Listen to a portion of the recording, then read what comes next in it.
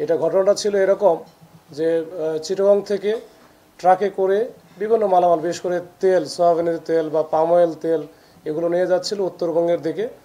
ঢাকা শহরে ঢোকার পরে তারা যথারীতি যখন যাচ্ছিল, এই প্রথমে ধানমন্ডি থানার এই যে আড্ডা যে রেস্টুরেন্ট আছে ওর সামনে এসে পৌঁছলেই কিন্তু দুইটা মাইক্রো, সাদা মাইক্রো আর কি, এরা এসে ওই যে ডিবি পরিচয় দিয়ে প্রথমে থামায়া তারপরে এরা ওই নিয়ন্ত্রণ নিয়ে নেয় ট্রাককে তখন উল্টা দিকে ঘুরে আবার তারা এই চলে যায় বিভিন্ন দিকে। বিশেষ করে প্রথমটা চলে যায় মুন্সিগঞ্জের দিকে।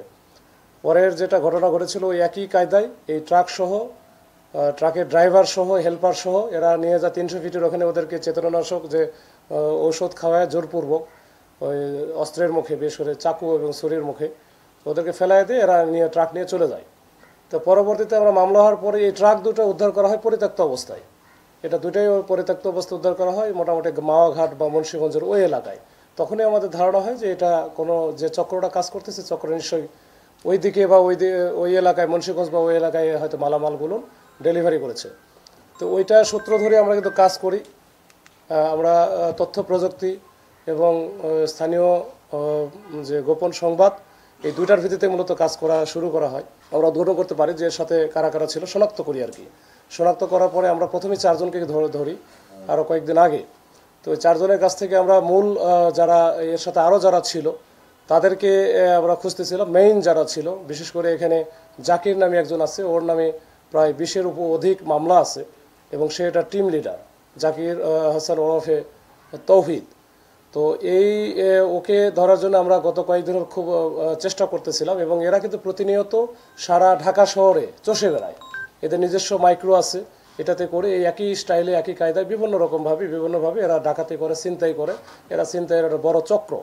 পরবর্তীতে যখন আমরা তৌহিদ বা জাকিরকে ধরতে পারি, তখন এই জাকিরের সূত্র ধরে আমরা এদের টিমের অন্যান্য যারা সদস্য সবাইকে এক এক করে আমরা এই গত 2 দিনে আমরা ধরেছি।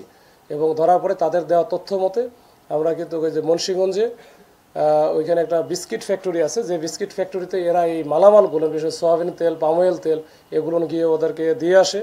দিয়ে টাকা দেখলো যে মালামালের দাম হচ্ছে 30 লাখ টাকা, কিন্তু তারা পাচ্ছে 8 লাখ বা 10 লাখ টাকা নিয়ে আসছে। তো এতে ডাকাত যে পরিমাণে ইনকাম করে তার চেয়ে বেশি ইনকাম করে যাকে টাকাটা মাল দিচ্ছে, রিসিভার সে কিন্তু এটা বেশি গেইনার হচ্ছে।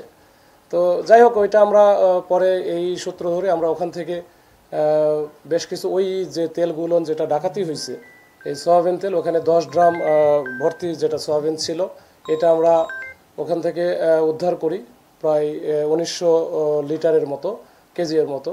তো ওই অন্যান্য যে জিনিসগুলো ছিল এগুলো উদ্ধার করি। পাশাপাশি যে মাইক্রোবাসে করে তারা এই ডাকাতি কাজগুলো করতো, এই মাইক্রোবাসটা আমরা উদ্ধার করার সময়, যদিও মাইক্রোবাসটা আমাদের টিমের যে মাইক্রো ছিল ওটাকে বেশ কয়েকবার ধাক্কা মেরে মানে ওরা পালানোর চেষ্টা করেছিল এবং অনেক দূর পর্যন্ত একেবারে যাত্রাবাড়ি থেকে শুরু করে পরে আমরা মহাখালী গিয়ে তাদের ধরতে পারছি। এরকম একটা অবস্থা ছিল। তো এর মধ্যে একজন ডাকাত ছিল যার নাম বেলাল চাকলাদার। সে হচ্ছে মতিঝিল থানার ওয়ার্ড আওয়ামী লীগের ওয়ার্ড যুবলীগের সে কিন্তু সভাপতি। আবার তার বাড়ি শফিপুর এলাকায়, টাঙ্গাইলে। তো ওইখানেও মনে হয় 2 বার স্থানীয়ভাবে মেম্বার নির্বাচিত হয়েছিল।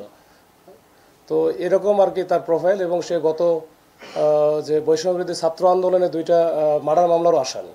তো এরকম আর কি। আর এদের এই 12 জন যে ডাকাত আমরা ধরলাম, এই 12 জনের ডাকাতের মধ্যে ম্যাক্সিমামই কিন্তু বিভিন্ন জনের বিভিন্ন এলাকায় সারা বাংলাদেশে এদের বাড়িঘর।